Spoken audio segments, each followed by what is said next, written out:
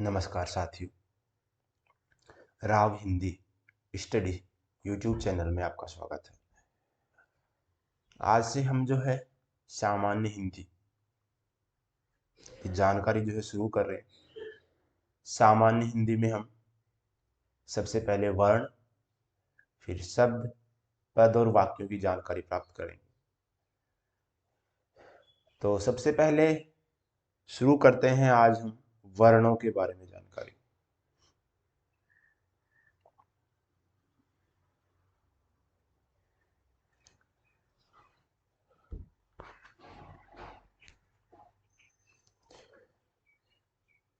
तो आज से हम जो व्याकरण शुरू कर रहे हैं, और व्याकरण में जो है धीरे धीरे वर्ण, शब्द और शब्दों में जो है पद वगैरह हो गए, और शब्द परिचय के अंदर ही हम संज्ञा, सर्वनाम, क्रिया, विशेषण देखने वाले हैं। और उन्हीं में जो है अविकारी पद देखने वाले हैं, और अविकारी पदों में जो है क्रिया विशेषण, संबंध बोधक और विस्मयादि बोधक, ये सब जो है विस्तार से देखने वाले। उसके बाद में वाक्य परिचय, रचना के आधार पर और अर्थ के आधार पर। तो व्याकरण का जो काम क्या होता है, सबसे पहले आप सभी जानते हैं कि व्याकरण जो है भाषा को जो है नियमों में बांधती है, उसका विश्लेषण करती है, अच्छे से उसको सुसंस्कृत करती है। कौन? व्याकरण। तो और भाषा क्या होती है, सभी जानते होंगे। भाषा क्या होता है? विचारों का प्रकटीकरण, मौखिक माध्यम। जैसे मैं बोल रहा हूँ, यही क्या है? मैं अपने जो विचार प्रकट कर रहा हूँ, यही क्या है? भाषा। तो अब हम जो है शुरू कर रहे हैं हिंदी वर्णमाला के अंदर वर्णों के बारे में। हम जो है स्वर और व्यंजनों के बारे में विस्तार से जानकारी देखने वाले हैं। ठीक है, तो वर्ण क्या होता है सबसे पहले देखते हैं, फिर वर्णों की जानकारी लेने के बाद हम देखने वाले स्वर क्या होते हैं, व्यंजन क्या होते हैं, इनमें थोड़ा अंतर देखने वाले हैं। तो शुरू करते हैं वर्ण। वर्ण क्या होता है? किसी भी भाषा की सबसे छोटी मौखिक इकाई ध्वनि कहलाती है। तो यहाँ पर क्या बताएगा? सबसे पहले ध्वनि के बारे में बताएगा कि ध्वनि क्या होती है। किसी भी भाषा की जो है मौखिक इकाई, जैसे मैंने बोला कै, तो ये क्या है? ध्वनि। यानी कि जो ध्वनि का मतलब क्या होता है? साउंड निकलना। सभी जानते हैं ध्वनि का मतलब क्या होता है? साउंड। जैसे मैंने बोला ये जो मेरे मुंह से जो आवाज निकली, यही ध्वनि है। तो कहा गया किसी भी भाषा की सबसे छोटी मौखिक इकाई क्या होती है? ध्वनि होती है, तथा ध्वनियों के लिखित रूप को हम वर्ण कहते हैं। तो ध्वनियों का लिखित रूप, जैसे मैंने ये जो है ए का उच्चारण किया, और मैंने अब इसको यहाँ पर ये ए लिख दिया, यही क्या है? वर्ण है। समझ गए? ध्वनि और वर्ण में क्या अंतर है? ध्वनि मौखिक रूप को कहते हैं, और वर्ण लिखित रूप को कहते हैं। बस इतना सा ही अंतर है कि पूछा जाता है सवाल, काफी बार पूछा गया है, भाषा की सबसे छोटी इकाई क्या है? सबसे छोटी इकाई क्या है? ध्वनि। भाषा की सबसे छोटी लिखित इकाई क्या है? वर्ण है। तो सभी को पता चल गया ध्वनि और वर्ण में बहुत ज्यादा अंतर नहीं है, बस थोड़ा सा अंतर है। ध्वनि क्या है? उसका मौखिक रूप, और जो वर्ण क्या है? उसका लिखित रूप। अर्थात ऐसी ध्वनि जिसका विभाजन किया जाना असंभव। तो ध्वनि के अंदर क्या है? जिसका ध्वनि तो है ही, यानी कि उच्चारण तो है ही, साउंड तो है ही, उसके साथ में उसका विभाजन किया जाना असंभव। यानी कि हम उसका विभाजन नहीं कर सकते। यानी कि ये जो ए है, अब हम इसका विभाजन नहीं कर सकते। तो और ये जो कै वर्ण है, ये, लेकिन ये साथ में हलंत भी रहेगा। ठीक है, ये जो कै वर्ण है, अब हम इसका जो है विभाजन नहीं कर सकते। तो ये क्या है? ये वर्ण है। अतः जिसका अंतिम विभाजन कर दिया गया हो, उसे वर्ण कहते हैं। तो यहाँ पर समझ गए कि मौखिक जो इकाई है, जैसे मैंने बोला ये तो हो गया ध्वनि, इसका लिखित रूप ये क्या है? वर्ण। और वर्ण में क्या शर्त है साथ में? कि इसका विभाजन भी नहीं होना चाहिए। यानी कि अब ये कै है, ठीक है, सभी जानते हैं, सभी जो व्यंजन है वो स्वरों की सहायता से बोले जाते हैं। तो उनका अंतिम रूप, सबसे जो छोटा जो रूप होगा, यानी कि जो कै है ना, इसमें ये ए नहीं रहेगा। ठीक है, तो इसका छोटा रूप क्या होगा? ये क्या है? वर्ण। चल, ध्वनियों के लिखित रूप को, लिपि चिन्हों को, ठीक है, लिपि चिन्ह यानी कि जो हम अंकित कर रहे हैं, लिख रहे हैं, लिपि चिन्ह क्या होते हैं? जो हम लिखते हैं, वर्ण कहा जाता है। वर्णों को व्यवस्थित करने के समूह को वर्णमाला कहते हैं। अब सभी को पता है, हम वर्णमाला जो है फर्स्ट क्लास से शुरू करते हैं पढ़ना। कोई भी अगर बच्चा जैसे इंग्लिश जो है सीख रहा है या हिंदी सीख रहा है, ठीक है, कोई भी भाषा में सबसे पहले हम वर्णों का ज्ञान प्राप्त करते हैं, और उसका जो वर्णों का जो व्यवस्थित समूह होता है, जो क्रमबद्ध जो है वर्णों का जो समूह होता है वही क्या कहलाता है, यहाँ पर दिया गया है वर्णमाला, जो हम फर्स्ट क्लास से पढ़ना शुरू करते हैं।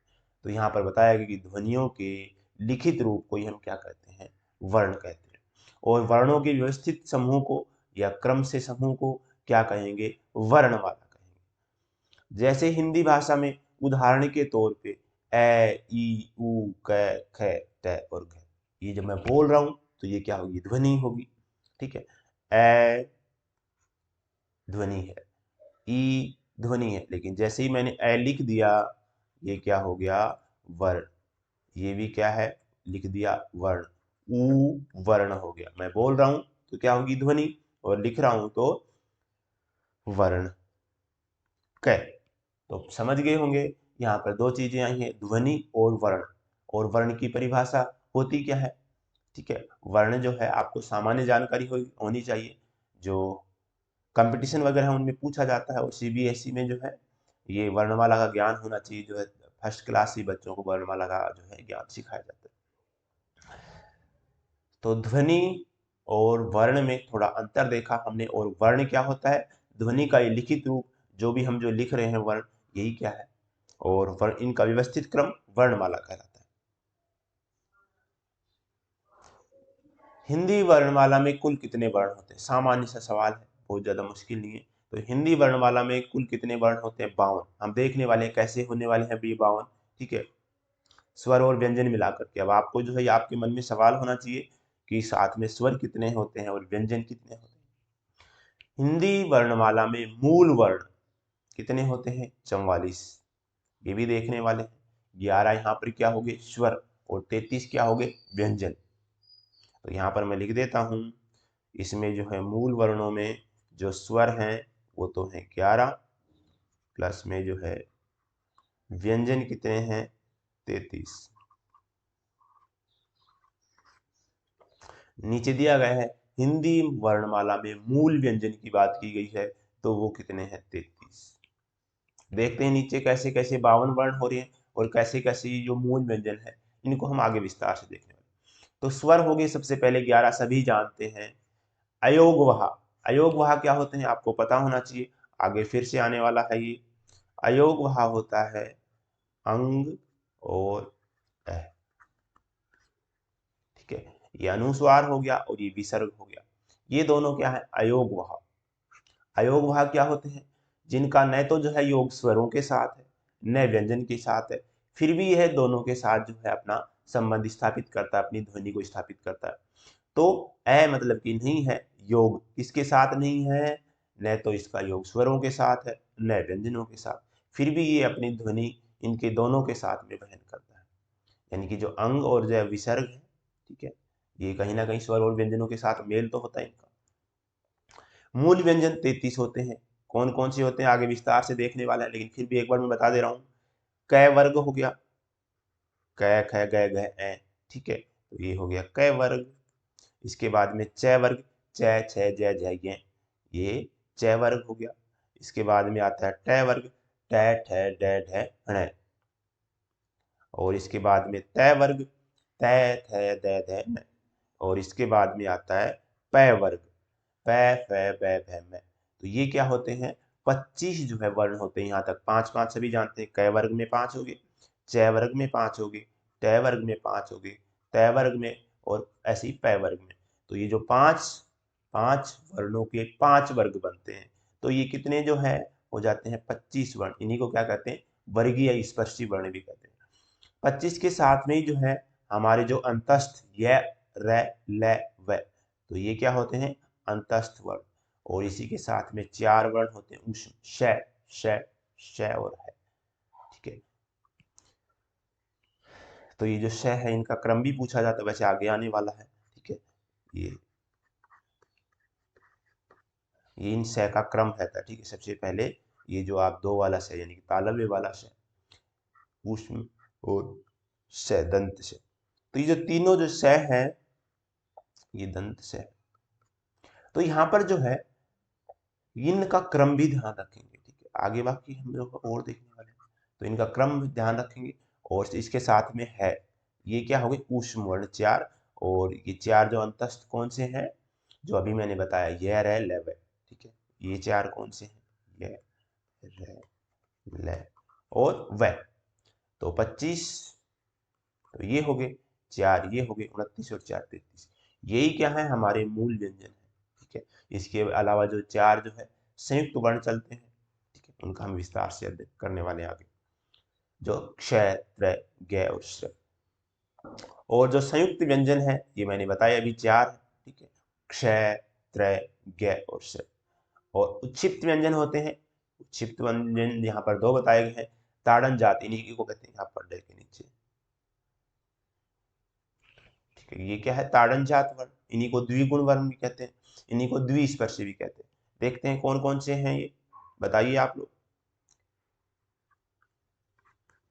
ये ड और ये ढ, तो ये क्या है, ये ड और ढ क्या है, इन्हीं को ताड़न जात एकदम से जो है जीभ जो ऊपर से जाकर के पड़ती है, किसी को ताड़ना, एक तरीके से ताड़ना यानी किसी को धमकाना एकदम से, ड़ जैसे जो जीभ है ऊपर से नीचे आकर के पड़ती है, तो इनको क्या कहते हैं ताड़न जात। तो ये क्या है उच्छिप्त, उच्छिप्त व्यंजन है, और इन्हीं को द्विगण और द्विस्पर्शी भी कहते हैं।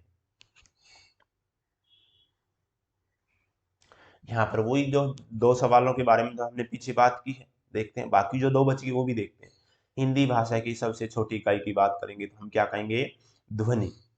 ऐसे ही जो है यही सवाल दूसरे तरीके से पूछे कि भाषा की सबसे छोटी मौखिक इकाई, तो भी हम क्या कह देंगे ध्वनि। यानी कि जैसे ही सबसे छोटी की बात होगी या फिर सबसे छोटी मौखिक इकाई की बात होगी, दोनों ही ध्वनि है। मैंने बताया कि उच्चारण जैसे हमारे मुंह से होता है ए, तो यही क्या है सबसे छोटी ध्वनि भी है, और यही क्या है ध्वनि है, साउंड है।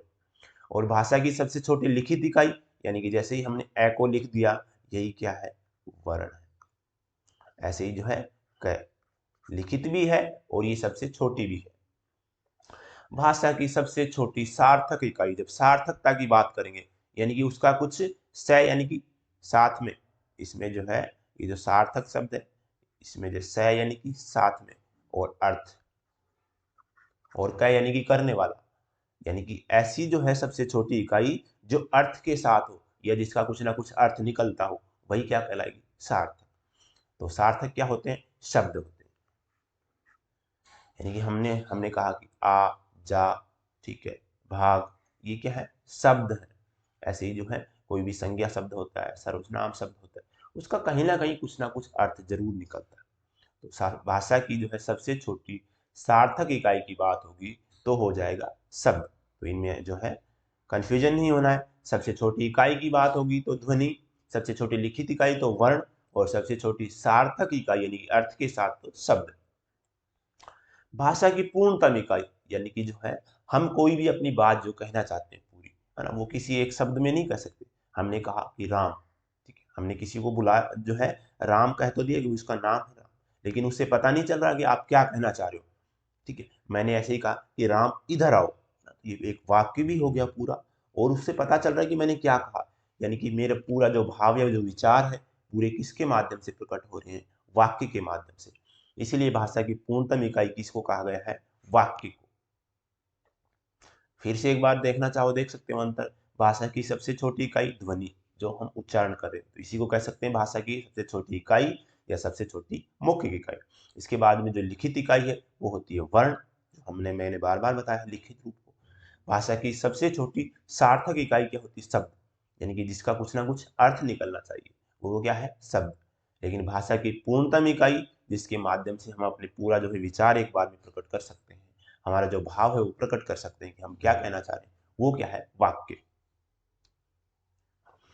अब हम जो है इसको और आगे बढ़ाते हैं कि ये जो वर्ण हमने देखा, सभी देखे हैं, सभी को पता चल गया होगा कि वर्ण हमने जाना है पीछे। अब इसकी परिभाषा को दोहराओ एक बार कि वर्ण होते क्या है, आपको सामान्य जानकारी होनी चाहिए, फिर परिभाषा तो आप अपने आप लिख लोगे। तो वर्ण क्या होता है, भाषा का जो है ध्वनि संकेतों का लिखित रूप, लिपि चिन्हों का लिखित रूप, और ये क्या होता है सबसे छोटा रूप के। तो हिंदी भाषा में वर्ण 2 प्रकार के होते हैं, सभी जानते हैं, स्वर और व्यंजन। स्वर और व्यंजन, अब आपको पता होना चाहिए कि स्वर और व्यंजन में अंतर क्या होता है। हम सभी जानते हैं कि ए आ ई उ री ए ऐ ओ औ, ये क्या है स्वर है, अंग शामिल नहीं है स्वर में, ठीक जो कुछ जो है कहीं कहीं पर जो है 13 जो है स्वर लिखे मिलते हैं। तो अंग और अह हमने पीछे देखा अयोग भाव होते हैं, स्वर नहीं होते। और ऐसे ही व्यंजन कै ख गै ग गै, चै छ चै जै झै य, ये सब क्या है? व्यंजन है। सभी जानते हैं। जैसे ही हम कहेंगे कि स्वर क्या होते हैं तो आप लोग गिनाना शुरू कर देते हो, लेकिन पता होना चाहिए कि स्वर होता क्या है, ये भी तो पता होना चाहिए। स्वर वे होते हैं जिनका जो हमारे जो फेफड़ों से जो श्वास उठती है, ठीक है, वो मुंह में आकर के हमारी जो साउंड है इसको उच्चारित करती है। हमारे मुंह से आवाज कैसे निकलती है? अंदर फेफड़ों से आवाज उठती है और वो जो मुख है, मुख के अंदर ये किसी ना किसी हिस्से को टकराती है, उसके साथ विस्फोटन होता है, तभी तो जो है आवाज निकलती है। नहीं तो आवाज निकलने का क्या कारण है?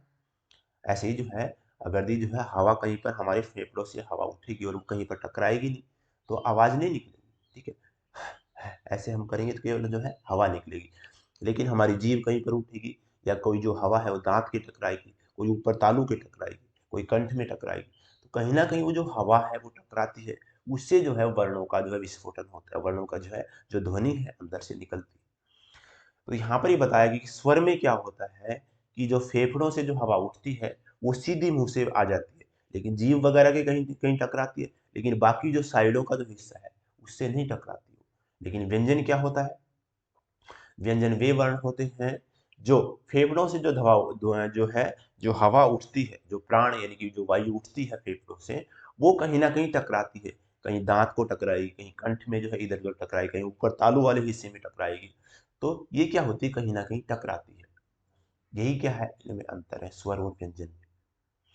स्वर में जो है फेफड़ों से जो प्राण या जो वायु उठती है वो निर्बाध रूप से बिना किसी बाधा के सीधी बाहर निकल जाती है, लेकिन व्यंजन में फेफड़ों से जो प्राण या जो वायु जो हवा जो उठती है वो हमारे मुंह के किसी ना किसी हिस्से को टकराती है। देखते हैं आगे विस्तार से और बताया गया है। जब किसी ध्वनि का उच्चारण करने पर फेफड़ों से उठी हुई हवा, हम सभी जानते हैं फेफड़ों यानी कि लंग्स वगैरह में जो है हम श्वास लेते हैं तो वहां से जो है हवा उठती है, और ये जो प्राण या जो वायु है, प्राण वायु कह सकते हैं इसको, ठीक है, प्राण यानी कि जो हमारे जीवन के लिए वायु जरूरी है, मुख में बिना किसी रुकावट के, बिना किसी रुकावट के यानी कि निर्बाध रूप से बिना किसी बाधा के मुख से बाहर निकल जाती है, उसे हम क्या कहते हैं? स्वर ध्वनि कहते हैं। सामान्यतः मुख से स्वतः उच्चारित ध्वनि ही स्वर कहलाती है। हिंदी में निम्न जो है 11 स्वर ध्वनियां हैं, ये हमने पहले भी देखा है, फिर से एक बार रिपीट करते हैं। ए आ ई ई उ ऊ री ए ऐ ओ औ। तो ये जो है छोटी ध्वनियां है ए, और ये थोड़ी दीर्घ है आ, ज्यादा टाइम लग रहा है। ऐसे ई और ई, इनमें अंतर भी होता है, ठीक है। जैसे हम बोलेंगे ये तो क्या है ई, ये कम समय ले रही, ये इससे दुगना समय लेती है ई, ये ऊ और ये ऊ, ये री, ऐसे ए ऐ ओ औ, ठीक है। री को लेकर के ये भाई पहले संस्कृत के शब्दों में ज्यादा चलती है, और हम जो है आज के समय में री इस प्रकार से यूज करते हैं ना, छोटी री और बड़ी री। तो ये संस्कृत के शब्दों में चलता है, इसको लेकर के डाउट है। कुछ विद्वान ये कहते हैं कि जो है री जो है ये जो है स्वर नहीं है, लेकिन फिर भी जो है स्वरों की संख्या 11 है, अब इसको मान के चलेंगे। तो कई कई विद्वान कहते हैं कि जो ओ जो ध्वनि है ना, ये जो ध्वनि है डॉक्टर और हॉस्पिटल वाली, ये जो ओ ध्वनि है, इसको जो है जैसे हम लिखते हैं डॉक्टर, इसको जो है स्वरों में शामिल कर रहे हैं। ये क्या है? आगत स्वर है, यानी कि जो अंग्रेजी के जो शब्द हैं उनमें ये क्या है? ये आ और ओ, ये जो आ है और इस ओ के बीच का जो है स्वर माना गया है इसको, ठीक है। लेकिन अभी तक इसके लिए कोई प्रमाणिक जो है गजट वगैरह में जो है प्रकाशन नहीं हुआ, प्रमाणिक रूप से कहीं भी जो है इसका उल्लेख नहीं हुआ है। लेकिन हम जो है अभी तक री को ही जो है अपना स्वर मानते आ रहे हैं, ठीक है। चलो आगे चलते हैं। अपवाद, यहाँ पर जो है मैंने इसके बारे में पहले भी चर्चा की है, फिर से इसको और थोड़ा आगे बढ़ा रहे हैं। क्या है ये? कि पारंपरिक वर्णमाला में अंग और अह को स्वरों में गिना जाता था। मैंने बताया कि ए आ ई ई उ ऊ री ए ऐ ओ औ, 11 तो ये हो गए, और इसके बाद अंग और अह, ये जो है पारंपरिक पुराने समय में जो हम क्या करते थे, इनको स्वरों में गिनते थे। लेकिन अब जो है इनको अयोग वहा में जो है मैंने पीछे बताया था कि अंग अनुस्वार और अ विसर्ग ये क्या है, अयोगवाह है। तो अंग अनुस्वार और अ विसर्ग। यह अनुस्वार, अनु यानी कि बाद में, और स्वार यानी कि स्वर से बना है, यानी कि स्वर के पीछे, इसी को अनुस्वर भी कहते हैं। कहीं कहीं जो है ये अनुस्वर भी लिखा मिलेगा, अनुस्वर। तो अनु यानी कि पीछे, यानी कि बाद में, अनुपसर्ग सभी जानते हैं, और स्वर यानी कि स्वर के। तो यह हमेशा स्वर के बाद में, यानी कि इसके शब्द से ही पता चल रहा है हमें कि यह हमेशा स्वर के बाद ही आता है। अब स्वर हो गया ए आ ई उ ऊ री ए ऐ ओ औ, तो ये क्या है, हमेशा इनके बाद में आता है। इंगित, अंक, और ये अतः, तय में भी तो वही जो है। अब ये मत कहना कि तय जो है सर व्यंजन है, नहीं, ये तय और प्लस में ए, इसमें ए क्या है, साथ में स्वर। यहाँ पर भी जो प्रातः में तय ये व्यंजन है, और ये यहाँ पर स्वर है, और फिर इसके साथ में विसर्ग। तो हमेशा जो है, जो स्वर के बाद में ही आते हैं, खास करके यहाँ पर अनुस्वार के लिए आया है। ठीक है, अनुस्वार क्या है, अनु यानी कि बाद में, स्वर यानी कि स्वर के। तो ये जो अंग जो है ये ऊपर वाला, ठीक है, ये जो हम जो नाक से बोल रहे हैं अभी यहाँ पर,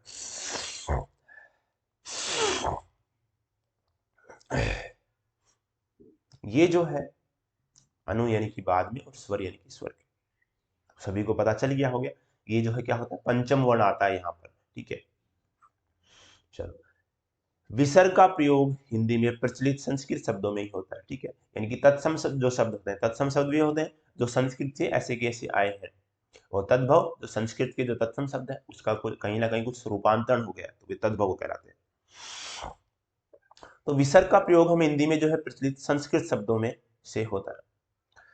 अनुस्वार जिस स्पर्श व्यंजन से पहले आता है, उसी व्यंजन के वर्ग के अंतिम नासिक वर्ण के रूप में उच्चारित होता है। जैसे यहाँ पर ये जो अंक है, ठीक है, अब ये जो अनुस्वार आया है, ठीक है, ये वाला जो अनुस्वार, ये कैसे पहले आया है ना, तो ये इसका पंचम वर्ण होगा। कै का पंचम वर्ण क्या होता है, कै ख ग घ है, ये जो है, ठीक है, ये हो गया पंचम वर्ण।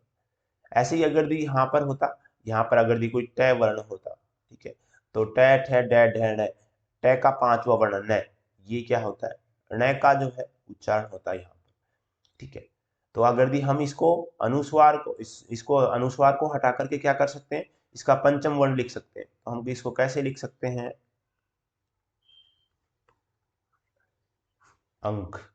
ठीक है, अब हम ऊपर अनुस्वार नहीं लगाएंगे, क्योंकि जो अनुस्वार है यही क्या है, ये पांचवा वर्ण इस क का, ये जो क है इसी का ये पांचवा वर्ण है ये। ठीक है, चलो। अनुस्वार जैसे, अनुस्वार जैसे स्पर्श व्यंजन से पहले आता है, हमने देख लिया, यानी कि जो क है इससे पहले आया है, उसी व्यंजन के वर्ग के अंतिम नासिक वर्ण के रूप में वह उच्चारित होता है।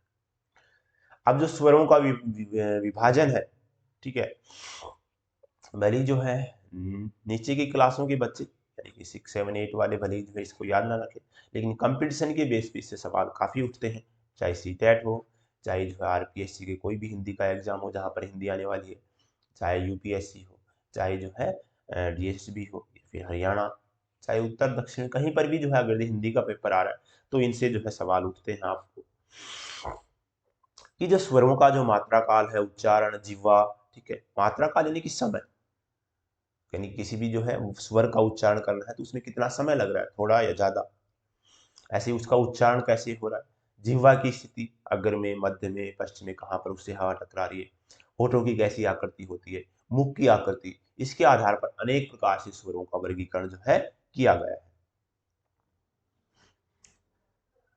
तो ये स्वरों का हम जो है विभाजन पहले देखने से पहले क्या कर लेते हैं, व्यंजन, जैसे हमने स्वरों का देखा, हमने जो है वर्णों का विभाजन किया स्वर और व्यंजन में, तो हम जो है व्यंजन के बारे में भी सामान्य जानकारी ले लेते हैं। उसके बाद में हम स्वर का विभाजन करेंगे अच्छे प्रकार से, और फिर जो है व्यंजन का विभाजन किस किस प्रकार से किया जाए वो देखने वाले। तो पहले जो है देख लेते हैं कि व्यंजन क्या होते हैं। जैसे हमने देखा स्वर, तो देखते हैं व्यंजन क्या होता है। जब किसी ध्वनि का उच्चारण करते समय फेफड़ों से उठी हुई प्राण वायु यानी कि जो हवा है, बिना किसी रुकावट के, ठीक है, इसके नीचे क्या लिखा है, बिना किसी रुकावट या बाधा के किसी संघर्ष के बाद मुख से बाहर निकलती है। बिना किसी बाधा के तो कहा था स्वर में, लेकिन यहां पर क्या होगी, बाधा के। जब किसी ध्वनि का उच्चारण करते समय फेफड़ों से उठी प्राण वायु जब जो है किसी रुकावट या बाधा या किसी संघर्ष के बाद जब मुख से बाहर निकलती है, तब वे ध्वनि क्या होती है, व्यंजन। ठीक है, तो यहाँ पर जो है ये प्राणवायु मुख से, ठीक है, बिना नहीं है, बिना किस में आता है, स्वर में। तो जब किसी ध्वनि का उच्चारण करते समय फेफड़ों से उठी प्राणवायु जब मुख से किसी रुकावट के और बाधा के या किसी संघर्ष के बाद जो है मुख से बाहर निकलती है, तब हम उसे क्या कहते हैं, व्यंजन। लेकिन स्वर में क्या था, बिना किसी जो है रुकावट के, बिना किसी बाधा के ही जो है बाहर आती थी। सामान्यतः स्वर की सहायता से उच्चारित होने वाली ध्वनियां ही व्यंजन ध्वनियां कहलाती है। तो यहाँ पर ये कहा गया है कि व्यंजन ध्वनियों को उच्चारण के लिए किसकी सहायता होती है, स्वरों की। जैसे हम जो है ये व्यंजन ध्वनि है क, और इसके जो है पूर्ण करने के लिए हम क्या करते हैं, इसमें ए का समायोजन करते हैं, ये पूरा क है। सामान्यतः स्वर की सहायता से उच्चारित होने वाली ध्वनियां ही क्या है, व्यंजन है। तो व्यंजन का हम किन्हें कहेंगे, एक तो जो है जिनमें जो प्राण वायु है वो मुख में कहीं ना कहीं टकराती है, रुकावट होती है, कहीं ना कहीं बाधा होती है, तो ऐसी ध्वनियों को, और साथ में ये क्या है, स्वर की सहायता से बोली जाती है। हिंदी वर्णमाला में कुल जो है 41 वर्ण है और 11 कितने हैं, स्वर। तो कितने हो गए, 41 प्लस में 11 बराबर में 52 वर्ण। अब इसमें भी जो है मूल व्यंजन कौन से हैं, 33 हमने पीछे देखा था, क वर्ग, च वर्ग, ट वर्ग, त वर्ग और प वर्ग, ये 25 तो ये हो गए। इसके बाद में अंतस्थ 4 और ऊष्म भी 4, तो ये होते हैं 33। इन्हें निम्न 3 श्रेणी में विभाजित किया गया है, स्पर्शी व्यंजन, अंतस्थ व्यंजन और ऊष्म व्यंजन। ठीक है, इसके बाद में हमने संयुक्त व्यंजनों के बारे में भी जिक्र किया है, लेकिन मूल जब व्यंजनों की बात होगी तो क्या होंगे, 33। स्पर्शी व्यंजन कौन से हैं, हमने बताया, इसी को क्या कहते हैं, वर्गीय व्यंजन। वर्गीयों में क वर्ग, च वर्ग, त वर्ग, त वर्ग और प वर्ग, ये हो गए 25। क वर्ग में 5 हो गए, क ख ग घ, ऐसे ही जो है पांचों वर्णों में 5-5 जो है वर्ण हो गए। तो ये हो गए 25 वर्ण, स्पर्शी वर्ण या वर्गीय वर्ण भी कहते हैं इनको। और ये अंतस्थ हो गए 4, ग्यारह 11, और ऊष्म हो गए श, श, श और है, ये भी हो 4 वर्ण। ठीक है, तो ये कितने हो गए टोटल, 33। स्पर्शी व्यंजनों के बारे में देख लेते हैं। यहां पर जो है क आदि, य, अम अवसाना, तो यहां पर ये बताएगा कैसे प्रारंभ होकर के, और मैं अवसान यानी कि समाप्ति तक। तो यहाँ पर क्या बताया गया है कि क आदि यानी कि क आदि यानी कि जो है प्रारंभ होकर, आदि, आदियों का मतलब क्या है, आदि यानी कि प्रारंभ होकर, और अवसान यानी कि समाप्ति। तो क से लेकर के मैं तक, ये क यहाँ पर जो है क वर्ग से हो रहा है, और मैं कहाँ पर है, प वर्ग का अंतिम वर्ग। अर्थात क से लेकर के मैं तक के सभी व्यंजन वर्ण स्पर्शी जो है व्यंजन कहलाते हैं। इनको 5 वर्गों में लिखा जाता है, इसलिए इनको जो है वर्गीय व्यंजन भी कहते हैं।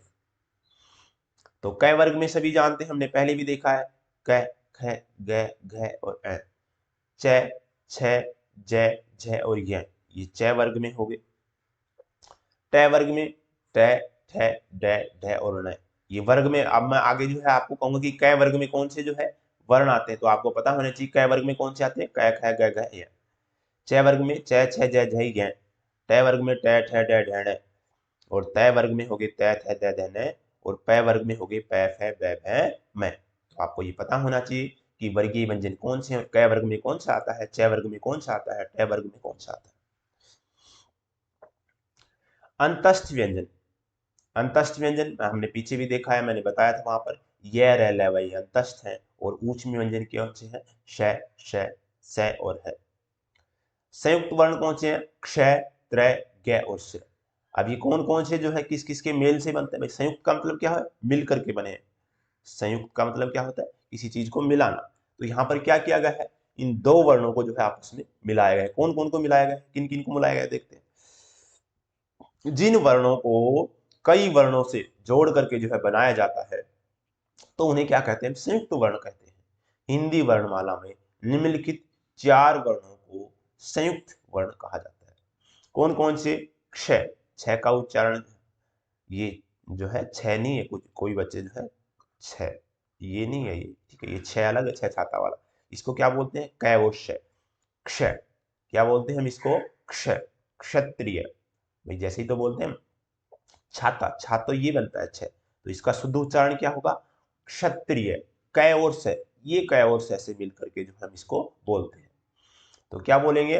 क्षत्रिय या क्ष। ऐसी त्रय, तय और रै से मिलकर के बना है, ठीक है, ये तय और ये त्रय, और इसी में क्या है? ए है। जब हम इसको, या हम तो इसको ऐसे भी लिख सकते हैं, ठीक है, किसी एग्जाम में ऐसे अगर आप ए ढूंढते रहो, इस रै का मतलब क्या है? इसमें ए शामिल है, हम इसको ए को अलग करेंगे तो हम इसको भी हलंत कर देंगे और ये ए लिख देंगे। ये जो है ये क्या उच्चारण है? उच्चारण करके देखो आप लोग क्या करते हो, इसको क्या बोलते हो? ज्ञानी। ग और ये ग नहीं है, ये जय और ये से मिलकर के बना है, यानी कि संयुक्त वर्णों का जो उच्चारण है, जो जिनसे जो है मिलकर के बना है, उसी में हम जो है उच्चारण करते हैं।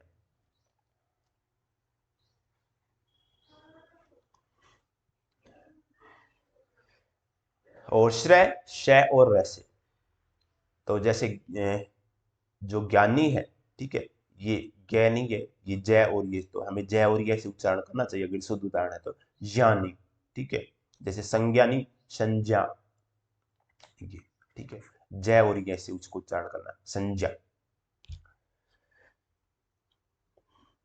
चलो स्वरों का हम जो विभाजन है विस्तार से देखने वाले हैं नेक्स्ट क्लास में, जो है क्या देखने वाले हैं? स्वरों का विभाजन।